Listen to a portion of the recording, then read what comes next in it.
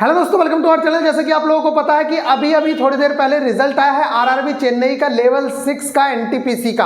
तो अभी बहुत सारी खबरें उड़ रही हैं कि भैया ग्रुप डी की जो कट ऑफ है वो अब तो कम हो जाएगी, बहुत कम नंबर वालों का भी सिलेक्शन हो जाएगा। तो मैं आप लोगों को बता दूं, पैट जो मतलब आप लोगों का फिजिकल वाली जो कट ऑफ है उस पर इतना रत्ती भर भी फर्क नहीं पड़ सकता, क्योंकि आप लोगों को पता है कि जिन लोगों ने पेपर देना था उन्होंने तो दे दिया।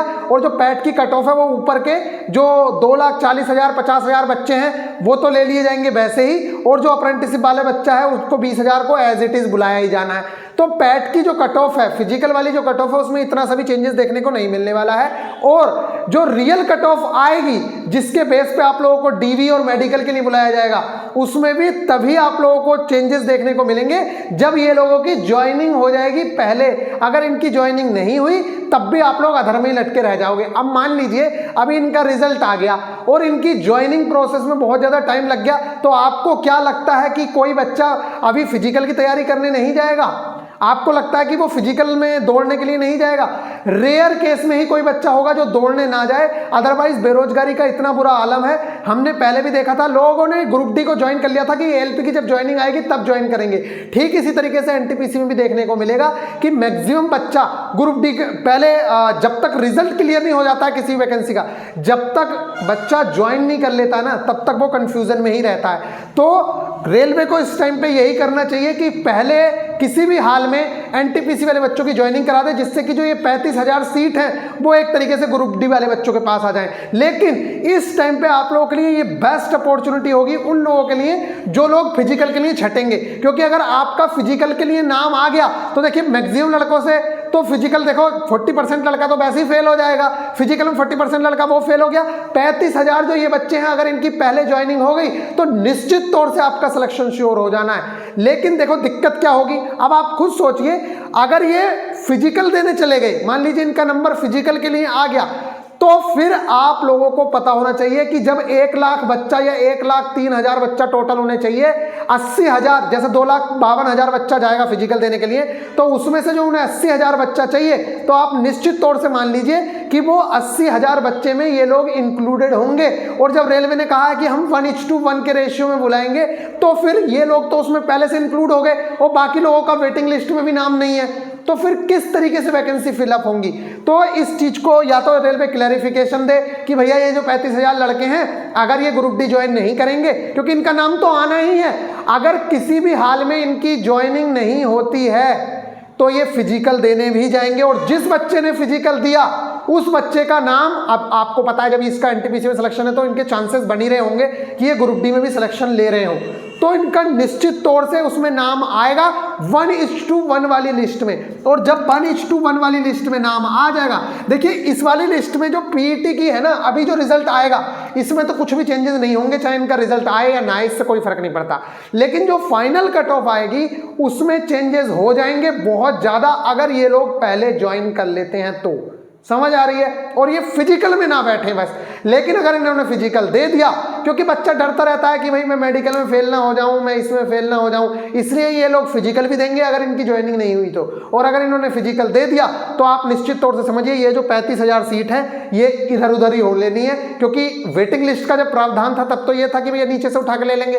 अभी रेलवे क्या करने वाला है ये कुछ नहीं पता है। अगर वैसे रेलवे के पास हो सकता है वेटिंग लिस्ट शायद इसलिए खत्म की गई थी क्योंकि वेटिंग लिस्ट वाले दबाव बनाते थे कि भैया हमें भी ज्वाइनिंग दो। ऐसा नहीं है कि रेलवे अभी आप लोगों को नीचे से नहीं लेगा, हो सकता है कि वो दूसरी लिस्ट निकाले और आप लोगों को ले ले, जैसे कि यूपी पुलिस वगैरह में ले लेते हैं। तो गाइज इस तरह की चीजें देखने को मिल रही हैं। और दूसरी चीज आप लोगों को बता दूं, आज शाम हम डीआरडीओ पे चर्चा करेंगे, ठीक है गाइज? जैसा आपका मन हो वैसा बता दीजिएगा। आज रात मैं आप लोगों के लिए सबसे पहले सिलेबस क्या है इन डेप्थ आप लोगों को सिलेबस समझा देंगे और कौन कौन से सोर्सेज आपको फॉलो करने हैं वो बता देंगे। आगे आपकी मर्जी है, जो आप कहोगे वो कर देंगे, अदरवाइज कोई टेंशन की है नहीं जरूरत, ठीक है गाइज? तो ये जो बात है जो अभी इस टाइम पे हवा उड़ रहा है, आप इस चीज के बिल्कुल भी ख्याल में ना रहें कि पैट की जो कट ऑफ है, जो फिजिकल की कट ऑफ है, उसमें कुछ भी चेंजेस होंगे, क्योंकि जिन लोगों को पेपर देना था भाई वो पेपर दे चुके हैं, अब उसमें कुछ भी चेंजेस होने वाले नहीं है। और इसीलिए मैं कह रहा हूं कि फिजिकल होने से पहले पहले सारे काम हो गए, तब तो आपका ये जो वैकेंसी है, ये जो 35,000 रिजल्ट है, इसका फायदा मिलेगा। नहीं तो इसका फायदा बहुत ही नेग्लिजिबल मिलेगा, बहुत ही ज़्यादा कम, क्योंकि जिनको बिल्कुल श्योरिटी है बस वही बच्चा फिजिकल छोड़ेगा, अदरवाइज कोई बच्चा छोड़ने वाला नहीं है, क्योंकि बेरोजगारी का आलम बहुत ज़्यादा है। तो कोई भी बच्चा जब तक उसे ज्वाइनिंग नहीं मिल जाती है वो तब तक लड़ता रहेगा दूसरे एग्जाम में भी। तो ग्रुप डी के एग्जाम में भी ये लोग पूरी तरीके से लड़ेंगे अगर इनका फिजिकल से पहले सारी चीज़ें क्लियर नहीं हुई तो अब बाकी आप लोग बताइए आप क्या चाह रहे हैं, रेलवे को इस तरह से सूचित किया जाए कि भैया क्या होगा इन 35,000 वैकेंसीज का, फिर किस तरीके से आप लोग फिलअप करने वाले हो। तो गाइस रेलवे को भी इसका स्पष्टीकरण दे देना चाहिए। बाकी मुझे उम्मीद यही है कि जो 1:1 में बुलाए गए ना उसके पीछे रीजन यही है क्योंकि वेटिंग वाले कैंडिडेट धरना देते थे, बार बार कुछ करते थे कि भैया हमें भी ज्वाइनिंग दो, हमें भी ज्वाइनिंग दो। रेलवे इस बार भी पूरी ही वैकेंसी फिल करेगा, लेकिन वो वेटिंग से ना करके दोबारा लिस्ट निकाल देगा शायद। बाकी मिलेंगे फिर नेक्स्ट वीडियो में, बस इतनी ही इन्फॉर्मेशन है डीआरडीओ की, आज शाम को चर्चा करते हैं। बाकी भाई आप ये समझते हो कि सारी फिटर की ट्रेड और ये सारी ट्रेड मैं करा दूंगा अकेला, तो ये तो पॉसिबल ही नहीं है ना। मैं आप लोगों को नॉन टेक के लिए बहुत अच्छे से गाइड कर सकता हूं और अभी मोर देन इनफ टाइम है, ये आप लोगों को पता होना चाहिए। 96 नंबर का सिलेबस तो अभी करके ही हटे हो तुम, कुछ उसमें अलग से कुछ नहीं करना है, कुछ भी, बस थोड़ा सा साइंस को अलग से पढ़ना पड़ेगा, थोड़ा सा। उसके अलावा जो 96 मार्क्स है ना, जैसे कि आपकी जीके हो गई, सेम जीके है, मैथ भी वही है, रीजनिंग भी वही है, साइंस भी वही है, सिर्फ इंग्लिश को आपको टाइम देना है। 1 महीने का टाइम है, बहुत ज्यादा टाइम है, 1 महीने से भी ज्यादा ही टाइम मिलेगा लगभग। ये सुनने में आ रहा है कि 1 से 1.5 महीना इस टाइम पे आप लोगों के पास है, तो घबराने की जरूरत नहीं है, हम तो करवा ही देंगे। हमने 25 दिन में ग्रुप डी वाला कितनी धूमधाम से कोर्स चलाया था, वो वाला आपने देखा ही। तो गाइस जैसा आप कहोगे वैसा करा देंगे, उसमें कोई टेंशन वाली बात नहीं है, इतना ज्यादा घबराने की जरूरत नहीं है, क्योंकि मुझे पता है 96 नंबर लगभग आपने कवर कर रखे हैं। इसको बस बूस्ट देना है रिवाइज करके और इसे इंग्लिश को स्टार्टिंग से लेके चलना है, आपका काम हो जाएगा। चलिए फिर मिलेंगे नेक्स्ट वीडियो में, आप लोग ख्याल रखिएगा।